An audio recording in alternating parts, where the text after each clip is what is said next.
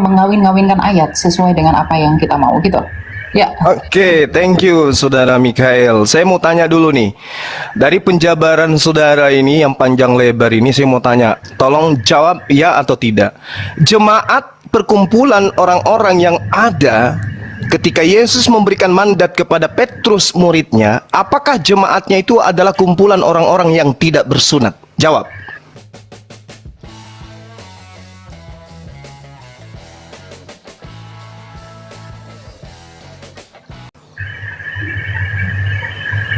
Ya, benar. Hah? Orang-orang yang bersunat. Aha, orang-orang yang bersunat. Berarti jemaat pertama Kristen atau bukan?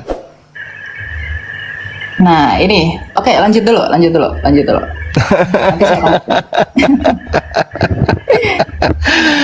Saudara harus memahami bahwasanya Kristen itu di dalam pandangan Paulus sendiri adalah kumpulan orang-orang yang hidup secara kafir. Jadi jangan Anda ngadi-ngadi mengatakan jemaat pertama, gereja yang pertama adalah Kristen. No, nonsense, bullshit.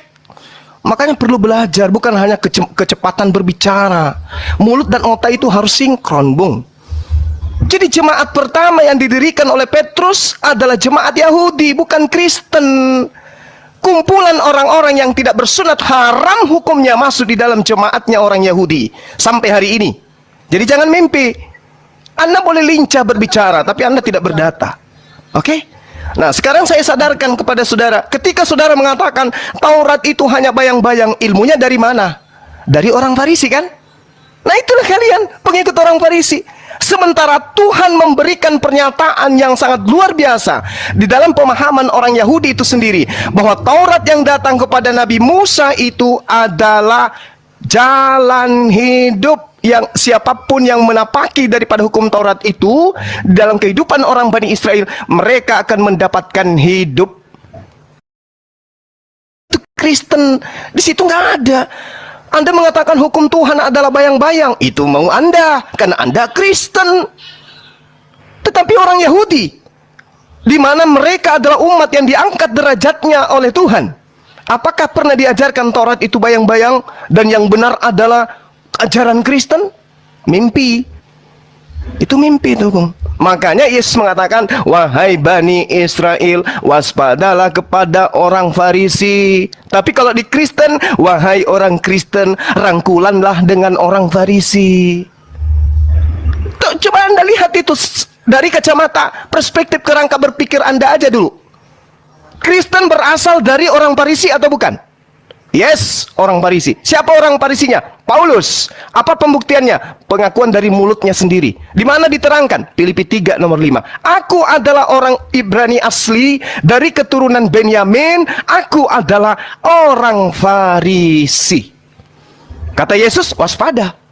Ini waspada. Dan betul saja.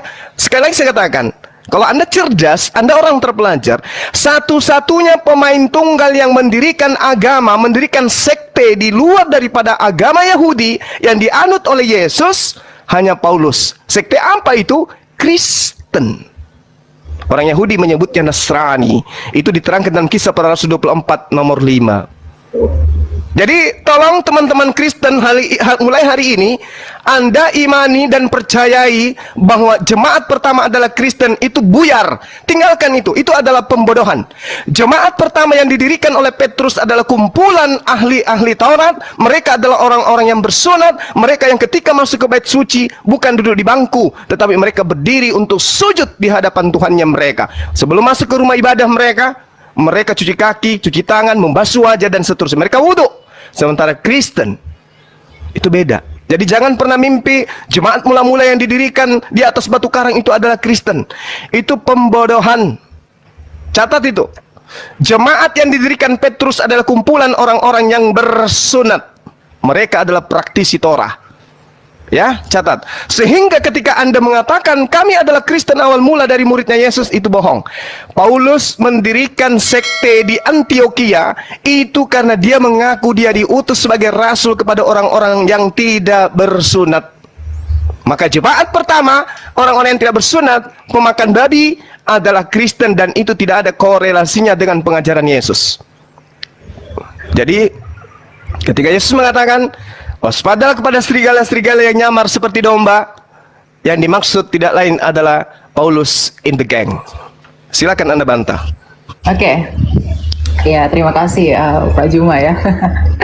Sebenarnya saya juga mau menunjukkan bahwa seringkali Bapak Juma dalam rautan argumentasinya itu gagal sekali berpikir dengan apa yang saya sampaikan. Kemudian merujuk dari apakah orang-orang Kristen yang di jemaat yang didirikan Yesus itu bersunat? Iya bersunat. Ketika saya bilang ya bersunat, langsung Bapak berpikir bahwa wah argumentasi saya sudah patah karena itu. Enggak. Sebenarnya ini hanya ketidaktahuan Anda ya.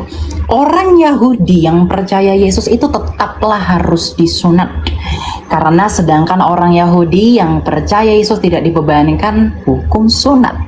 Kisah Para Rasul 21 ayat 25. Tetapi mengenai bangsa-bangsa lain yang telah menjadi percaya, sudah kami tuliskan keputusan-keputusan kami, yaitu mereka harus menjauhkan diri dari makanan yang dipersembahkan berhala, dari darah, dari daging binatang yang mati, dan dicekik dari percabulan. Ayat 20-nya kalau kita melihat sebelum sampai kepada konklusi ini, mendengar itu mereka memuliakan Allah, lalu yang berkata kepada Paulus, saudara lihatlah beribu-ribu orang Yahudi telah menjadi percaya, dan semuanya rajin memelihara hukum Taurat. Di ayat 22-nya, tetapi mendengar tentang engkau bahwa engkau mengajar semua orang Yahudi yang tinggal di antara bangsa-bangsa lain untuk melepaskan hukum Musa. Bangsa lain untuk melepaskan hukum Musa. Bapak harus mengerti ya, bahwa ketentuan sunat itu diberikan kepada yang memang diteruskan dari Abraham, kemudian berakhir di orang-orang Yahudi dari ke-12 suku Israel ini sebagai bentuk perjanjian mereka. Kemudian selanjutnya dikatakan sebab engkau menyatakan supaya mereka jangan menyunatkan anak-anaknya dan jangan hidup menurut adat istiadat kita.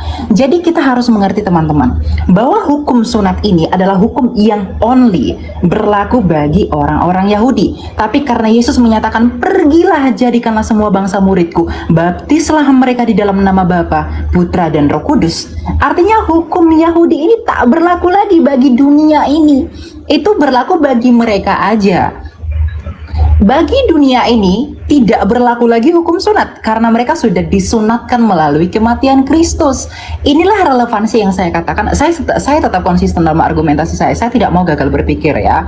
Nah, ketika Yesus menyatakan baptislah semua orang di dalam nama Bapa, Putra, Roh Kudus, kemudian juga Paulus. Jadi Paulus ini bukan bertentangan dengan Yesus. Ini yang harus diperhatikan ya teman-teman. Paulus ini menginjil bagi dunia. Karena di ayat 21 dikatakan bahwa di antara bangsa-bangsa lain dan Yahudi dan bangsa-bangsa lain yang melepaskan hukum Musa. Artinya bangsa-bangsa lain itu tidak terikat dengan hukum Musa. Inilah mengapa orang Yahudi itu sangat fanatik dengan orang-orang di bangsa lain.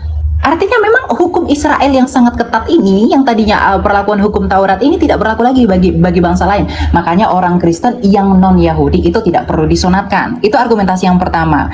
Argumentasi yang kedua, mengapa orang-orang Yahudi atau pada masa ketika Yesus mendirikan jemaatnya yang adalah Petrus sang batu karang itu, mereka adalah orang-orang bersunat. Argumentasi yang pertama itu karena mereka adalah orang Yahudi. Kemudian orang yang kedua, argumentasi yang kedua agar itu tidak menjadi batu sandungan atas pemberitaan mereka. Paulus dengan jelas menegaskan bahwa Timotius itu haruslah disunat, gitu ya, karena karena si Timotius ini ibunya seorang Yahudi teman-teman yang telah menjadi percaya gitu. Sedangkan ayahnya itu seorang Yunani ya, Yunani, sehingga menurut hukum Yahudi Timotius itu termasuk orang Yahudi. Ini jadi karena keyahudian mereka itu diwajibkan untuk bersunat gitu. Jadi orang yang di luar Yahudi, non-Yahudi tetapi Injil juga diberikan kepada mereka. Karena Yesus menyatakan bahwa Injil itu harus diberitakan kepada seluruh dunia, ya maka itu tidak berlaku gitu. Karena karunia keselamatan ini diberikan bagi semua orang gitu. Jadi penafsirannya itu harus relevan, jangan dikait-kaitkan yang satu dengan yang lain dan hanya untuk mengukuhkan asumsi kita gitu. Itu prinsip hermeneutika Kristen itu jelas dalam hal ini gitu ya. Jadi sebenarnya tidak ada yang bertentangan gitu Pak Juma. Silakan. Baik. Ya. Saya ulangi dengan narasi Anda yang begitu panjang. Saya mau tanya kepada saudara, menurut Yesus Injil mana yang harus diberitakan kepada semua bangsa muridnya? Jawab. Apa yang mereka saksikan itu? Semua. Injil bukan Injil Lukas, Injil Markus, Matius, Yohanes, Surat Paulus. Injil itu bukan satu establishing karena belum ada kanonisasi. Oke, Ya. berarti dengan kata lain bukan kitab saudara. Dengan kata lain bukanlah kitab saudara yang Yesus perintahkan untuk diberitakan. Catat itu. Ya, karena memang itu belakangan dikanonkan. Ya, saya setuju. Oke, sip. Nah, Anda sudah akui, bagus. Nah, sekarang gini, ketika saudara mengatakan Taurat itu tidak berlaku untuk bangsa lain lagi, emang Taurat itu pernah berlaku untuk bangsa lain? Memang nggak pernah. Taurat itu untuk Bani Yakob. Jadi Yesus mati di atas tiang salib untuk membatalkan hukum Taurat untuk Kristen itu nggak nyambung. Yesus datang membatalkan hukum Taurat di atas tiang salib untuk Kristen, nggak nyambung. Efesus 2 nomor 15, dengan matinya Yesus, dia telah membatalkan hukum Taurat beserta segala ketetapan yang ada di dalamnya. Itu nggak nyambung itu. Kenapa Paulus mengajarkan itu? Orang Farisi ini mengajarkan itu. Kenapa? Karena target sasarannya adalah orang-orang yang tidak bersunat. Target sasarannya adalah orang-orang pemakan babi. Mohon maaf. Target sasarannya adalah penyembah-penyembah dewa. Siapa itu? Kekaisaran Romawi Yunani. Itu target sasarannya. Sehingga hukum Taurat yang berat itu menurut pandangan orang Roma dan Yunani kudu harus batal dulu baru diterima oleh mereka. Makanya pernyataan Paulus itu jelas. Jadi kalau Anda mengatakan Taurat tidak berlaku lagi untuk bangsa lain, Bung, Anda belajar di mana? Hukum Taurat itu untuk Bani Israel, bukan untuk non-Israel. Maka sekarang, hai orang Israel, dengarkanlah ketetapan dan peraturan yang kuajarkan kepadamu untuk dilakukan supaya kamu hidup. Ini untuk orang Israel. Jangan kau menambahi, jangan kau mengurangi. Ulangan 4, satu perikop Anda baca. Anda nggak nyambung di situ. Kemudian ulangan 6. Inilah perintah, yakni ketetapan dan peraturan yang kuajarkan kepadamu atas perintah Tuhan Allahmu yang dilakukan di negeri di mana kamu pergi untuk mendidikinya. Supaya seumur hidupmu, engkau, anak cucumu, takut akan Tuhan, berpegang pada segala ketetapan yang dan perintahnya yang disampaikan kepadamu, supaya lanjut umurmu. Maka dengarlah, hai orang Israel. Tak ada itu, Bang. Taurat itu untuk Bani Israel. Kalau Anda kurang yakin, silakan Anda baca di dalam Ulangan 33. Hukum yang ada untuk Bani Yakub saja, bukan untuk Anda. Jadi kenapa Yesus mati untuk Anda? Apa hubungannya? Kalau Yesus datang untuk membatalkan dalam perspektif Anda menggenapi, kenapa untuk Anda? Anda sopo? Di dalam di ulangan 33 dijelaskan, Musa telah memerintahkan hukum Taurat kepada kita, satu milik bagi jemaah Bani Yakub. Anda Bani Yakub? Bukan. Satu lagi. Yeremia 31:31, aku akan membuat perjanjian baru dengan Bani Israel dan Bani Yehuda. Anda Bani apa? Hah?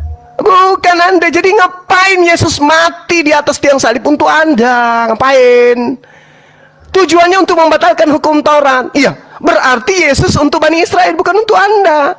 Kalaupun dia dipaksakan untuk mati sebagai persembahan kepada dewa, dia dipersembahkan untuk Bani Israel, bukan untuk Anda. Kecuali Anda benar-benar Romawi dan Yunani yang dihadiahkan konsep Tuhan, dihadiahkan kitab. Baru betul, aku ini adalah Bani Romawi dan Yunani, pengikut Paulus yang meminjam nabi yang datang kepada Bani Israel untuk kami tuhankan. Itu baru betul. Saya jempol kalau Anda jujur di situ. Yang pertama, Anda sudah mengakui jemaat mula-mula yang didirikan oleh Petrus adalah jemaat bersunat. Berarti mereka bukan Kristen. Mereka adalah Bani Israel yang percaya Yesus utusan Tuhan, belum terkontaminasi dengan ajaran Farisi. Sedangkan yang di Antioquia murni mutlak absolut pengajaran Farisi. Muncullah Kristen penyembah manusia, dan itu Anda aminkan hari ini. Makanya saya tanya, Injil mana? Injil Lukas? Bukan. Markus? Bukan. Injil yang mana? Ya Injil Yesus. Mana Injil Yesus itu? Baca kitab Anda. Kalau Anda punya Bible, saya ajarin sekarang. Di dalam Yohanes 1 nomor 48, Yesus memanggil Filipus. Filipus, ikutlah denganku. Dia ikut denganku wahai Filipus. Filipus disebut namanya. Ada legalitas dari Yesus untuk Filipus. Lalu kemudian di Kisah Para Rasul 8 di nomor 35, Filipus memberitakan tentang Injil Yesus. Dor. Yang diajarkan oleh Filipus adalah Injil Yesus. Bukan Injil Lukas, Markus, Matius, Yohanes, bukan. Jadi kalau Anda pun memaksakan memberitakan Injil kepada seluruh makhluk, maka berita yang harus didengarkan itu adalah Injilnya Yesus yang dibawa oleh Filipus. Bukan Lukas, bukan Paulus. Sadari itu. Kalau Anda memang benar-benar ingin selamat. Yesus punya Injil sendiri yang diberitakan muridnya Filipus, dan Filipus mendapatkan legitimasi jelas. Sementara Paulus, Lukas, Markus, pengarang Matius, pengarang Yohanes, pengarang Markus itu tidak ada legitimasi dari Yesus. Sementara sumber firman, bahkan kalian mengatakan firman itu adalah Yesus. Sang firman memberikan legitimasi kepada Filipus, bukan kepada penulis Injil Anda. Jadi Injil Anda itu bukan yang harus diberitakan ke seluruh dunia. Simpan itu di peti. Cari Injil Filipusnya, beritakan kepada dunia. Disitulah yang benar. Injil Filipus masih ada sisanya. Yesus menikah dengan istrinya Maria. Silakan. Oke. Terima kasih Pak Juma. Ya, saya ini ya sudah cukup mendengarkan tadi ya apa yang disampaikan. Saya mau bantu yang pertama dulu. Tadi Pak Juma menyatakan berkaitan dengan Taurat itu untuk orang Yahudi. Ya, kita buka Lukas 16 ayat 16. Lukas ya. Hukum Taurat dan kitab para nabi berlaku sampai kepada zaman Yohanes. Dan sejak itu kerajaan Allah diberitakan dan setiap orang menggagahinya berebut memasukinya. Yang pertama. Yang kedua, Matius 11 ayat 13. Sebab semua nabi dan kitab Taurat bernubuat hingga tampilnya Yohanes. Jadi Lukas, Matius itu relevan bahwa Taurat itu hanya berakhir dan berlaku sampai di masa Yohanes. Oke, jadi di sini kita bisa melihat bahwa Matius itu memberi penjelasan lebih jelas dengan menempatkan kata mereka bernubuat itu berakhir hingga tampilnya Yohanes Pembaptis tentang kesaksian kebenaran yang akan datang di dalam Kristus. Dengan demikian kita mengerti bahwa Taurat itu dan nubuat-nubuat para nabi dalam perjanjian lama berakhir pada saat tampilnya nabi terbesar, yaitu Yohanes Pembaptis, ya. Dengan tanda kematian Yesus di kayu salib berlaku hukum Kristus, hukum kasih. Ini saya sudah tegaskan dari awal bahwa hukum Kristus itu adalah dua hukum. Hukum Taurat itu terikat pada 613 hukum. Gitu. Jadi yang 613 itu sudah tidak berlaku lagi. Kenapa? Karena para nabi pun itu semua bersaksi dan akan bernubuat tentang Dia yang akan datang. Yang di dalam Lukas yang saya bacakan tadi, berakhirnya nubuat tentang kesempurnaan yang akan datang itu telah selesai. Diakhiri di dalam masa kenabian Yohanes Pembaptis. Itu sudah selesai sampai di sana. Yang nantinya akan didatangi oleh Sang Firman itu yang menjadi manusia, di mana Sang Kristus itu sendiri Sang Firman itu yang menyatakan diri Bapa di dalam dirinya. Hal ini juga kita bisa melihat di dalam Efesus 2 ayat 15, bahwa dikatakan di sana bahwa sebab dengan matinya manusia, ia sebagai manusia maksud saya, ia telah membatalkan hukum Taurat ya, dengan segala perintah dan ketentuannya untuk menciptakan keduanya menjadi satu manusia baru di dalam dirinya, dan dengan itu mengadakan damai sejahtera. Jadi kalau banyak polemikus yang menuduh bahwa Paulus itu menyatakan bahwa hukum Taurat itu dibatalkan sedangkan Yesus itu menggenapi, artinya konklusinya bahwa Yesus itu dengan Paulus itu bertentangan. Tidak.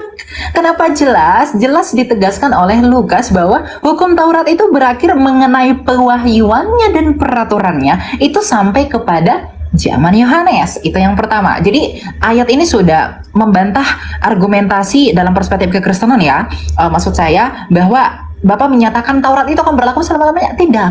Ya tidak. Karena orang Yahudi, karena Lukas ini ditulis sama Lukas, dia itu orang Yahudi.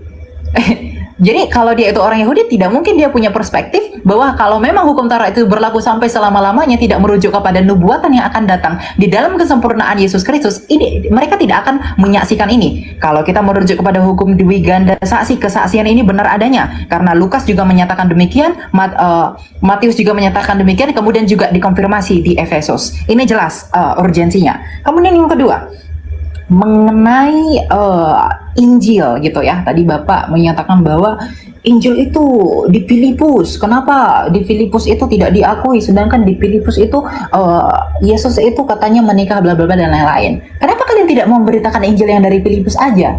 Inilah keterbatasan literasi, bahwa arti kitab Injil itu adalah kabar baik. Memang saya harus mengakui ya, saudara, saya tidak mau menafikan bahwa kata Injil itu merupakan Arabisasi untuk kata Yunani Eugelion gitu. Jadi artinya adalah kabar baik kalau kita buat ke seluruh Indonesia. Matius 4 ayat 23. Yesus pun keliling ke seluruh Galilea. Ia mengajar dalam rumah-rumah ibadat dan memberitakan Injil kerajaan Allah serta melenyapkan segala penyakit dan kelemahan di antara bangsa itu. Ingat ya, kita harus mengkonsentrasikan antara kondisi orang Yahudi pada saat itu dengan apa yang dilakukan Yesus. Perspektif dan juga sudut pandang orang Yahudi yang dalam hal ini adalah mereka Yahudi tentunya teman-teman, karena murid-murid Yesus itu ya orang-orang Yahudi ya. Makanya dikatakan di dalam Markus 1, maaf, maksud saya itu di mana ya? Lukas 4 ayat 43. Tetapi ia berkata kepada mereka, juga di kota-kota lain aku harus memberitakan Injil kerajaan Allah, sebab untuk itulah aku diutus. Jadi kalau Bapak Juma tadi bilang Injil itu keselamatan itu hanya bagi orang Israel, itu salah besar. Literasinya kurang itu ya. Jadi ketika kitab Injil Matius itu menuliskan Yesus memberitakan Injil, artinya Yesus itu memberitakan kabar baik. Sedangkan Injil-Injil yang diberitakan oleh para rasul, ini penerusan ya. Injil-Injil yang diberitakan oleh para rasul adalah kabar baik yang sama tentang apa yang diberitakan Yesus. Meskipun memang Yesus itu selalu menekankan kepada perspektif dan budaya pada saat itu mengenai pernyataan dirinya sendiri secara implisit. Tetapi di perjanjian baru, artinya para murid yang bersaksi tentang pemberitaan Kristus itu memberikan penjelasan yang lebih clearus artinya. Jadi lebih jelas tentang siapa Kristus itu sebenarnya. Jadi Injil kerajaan Allah itu yang diberitakan Yesus Kristus itu adalah sentralitasnya berada di dalam Yesus Kristus, tetapi para rasul dan para murid menegaskan itu lagi. Hubungannya dengan apa? Dengan amanat agung Yesus Kristus bahwa Injil itu harus diberitakan ke seluruh dunia. Jadi Injil itu tidak terbatas pada apa yang ditulis murid tertentu saja Bapak Juma, tapi itu merujuk kepada kabar baik. Kabar baik itu dalam hal ini telah disampaikan Yesus bahwa kamu harus membaptis orang di dalam nama Bapa, Putra dan Roh Kudus. Ini relevansinya dengan apa? Dengan keselamatan yang Yesus tawarkan itu, dengan mengalahkan maut, dengan kematian dan kebangkitannya di kayu salib. Jadi kabar baik di sana adalah karena ketika Yesus itu menyatakan bahwa hidup di zaman pada saat itu dia belum mati. Jadi Injil kerajaan Allah itu yang merujuk kepada dirinya sendiri. Sedangkan ketika Yesus memberi mandat dan amanat agung baptislah mereka di dalam nama Bapa, Putra dan Roh Kudus, dia sudah mati tapi bangkit kembali. Artinya Yesus secara implisit menyatakan kepada murid-murid, sampaikan ke dunia bahwa aku telah mati, aku telah bangkit, dan aku naik ke surga dan baptis mereka di dalam nama Allah Tritunggal agar mereka dapat diselamatkan. Inilah yang disebut dengan kabar baik itu. Tidak bertentangan dengan apa yang Yesus ajarkan. Saya juga bingung dengan rautan argumentasi apa Anda mengkait-kaitkannya dengan Filipus, kemudian juga menuduh bahwa Yesus itu pernah menikah. Yesus itu pernah menikah tidak pernah divalidasi fakta sejarah. Tutup Alkitab, kita buka fakta sejarah. Tulisan Marabin Serapion, kemudian tulisan Tacitus, kemudian juga siapa namanya satu lagi saya lupa, yang dari Roma itu. Mereka tidak pernah menyaksikan Yesus Kristus itu menikah. Bahkan Flavius Josephus itu membuktikan dan juga menuliskan dalam sejarahnya bahwa Yesus itu diakui dan dianggap orang Yahudi itu bangkit pada masa itu, dan tidak pernah menuliskan historikal tentang pernikahannya dia. Jadi Injil itu merujuk kepada kabar baik, terlepas dari bagaimana memang perspektiva dari budaya pada bangsa itu. Gitu Pak Juma ya. Terima kasih. Oke, baik ya. Jadi Paulus sendiri mengakui di dalam Galatia 1 nomor 6, aku heran bahwa kamu begitu lekas berbalik daripada dia yang oleh kasih karunia Kristus memanggil kamu dan mengikuti satu Injil yang lain. Ya. Jadi saudara harus memahami bahwa Dari zaman Yesus, dari zaman Paulus aja, Injil-Injil itu sudah bertebaran. Banyak Injil yang kemudian ada pada masa itu. Sehingga ketika saudara mengatakan bahwasanya Injil yang Anda maksud adalah yang diberitakan kabar gembira, Paulus yang menorehkan catatannya sendiri mengatakan bahwa banyak Injil lain, ya, banyak Injil lain yang ada pada masa itu. Bukan hanya kitab saudara yang sekarang ini mencari jalan untuk membatalkan hukum-hukum yang datang kepada Bani Israel. Saudara dengan entengnya mengatakan bahwasanya hukum Taurat itu hanya berlaku pada masa Yohanes sampai masa Yohanes. Itu maunya Anda. Ilmu Anda itu Anda dapatkan dari mana? Dari Lukas. Lukas iki sopo?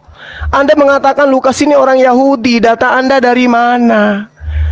Lukas aja dari namanya itu adalah nama orang Roma. Oke? Dan tidak ada catatan yang mengatakan bahwa Lukas itu orang Yahudi. Tidak. Lukas itu jelas oleh tradisi Kristen sendiri menduga dia berasal dari Antioquia, Syria, dan dia berdarah Yunani. Lalu ketika saudara mengatakan dia orang Yahudi, ilmu dari mana Anda dapatkan itu? Ya, ilmu dari mana? Lukas itu tidak dikenal oleh Yesus. Ya. Nah, lalu kemudian ketika Anda mengatakan hanya sampai kepada Yohanes, berarti Anda menyelisih pernyataan Yesus. Di dalam kitab saudara sendiri menerangkan, Yesus berkata bahwa hukum Taurat itu lebih mudah langit dan bumi lenyap daripada setitik dari hukum Taurat itu batal. Mana yang benar ini? Pengakuan Yesus atau pengakuan Lukas? Yang mana yang benar? Sementara Yesus sendiri, sabar. Yesus sendiri mengatakan demikian. Terus di dalam kitabnya orang Yahudi terkait dengan Taurat, itu dijelaskan janganlah kau menambahi, jangan kau mengurangi. Jadi jangankan batal, dikurangi aja tidak bisa. Ilmu Anda dari mana? Hanya ingin melegalkan ajaran Farisi, kemudian Anda mengatakan bahwa hukum Taurat itu berlaku hanya sampai di Yohanes saja. Berarti ada pengurangan. Sementara perintah Tuhan ini jangan kau menambahi, jangan kau mengurangi. Dan sampai hari ini orang Yahudi masih ada. Sedangkan Injil yang diberitakan kemudian oleh Filipus jelas adalah Injil Yesus. Tidak pernah mengatakan Injil Lukas, Injil Markus, nggak ada. Yang diberitakan oleh Filipus ini adalah Injilnya Yesus. Injil Yesusnya mana? Tidak ada. Kenapa tidak ada? Karena sejatinya Kristen itu bukan pengikut Yesus, tapi pentuhan Yesus yang muncul pertama kali kemudian di Antioquia. Jadi ketika kemudian dikatakan hukum Taurat itu berlaku hanya sampai Yohanes, itu datanya dari siapa? Dari Lukas sendiri. Sementara Lukas juga yang mencatat, Yesus sendiri mengatakan bahwasanya lebih mudah langit dan bumi lenyap daripada setitik dari hukum Taurat itu batal. Lebih mudah. Nah, terus kenapa bisa batal? Sementara langit dan bumi itu lebih mudah hilang daripada hukum Taurat. Apa logikanya yang bisa dipakai selain daripada doktrin dan dogma? Oh, nggak berlaku lagi. Apa alasannya? Sementara Yesus mengatakan lebih mudah langit dan bumi lenyap daripada setitik dari hukum Taurat.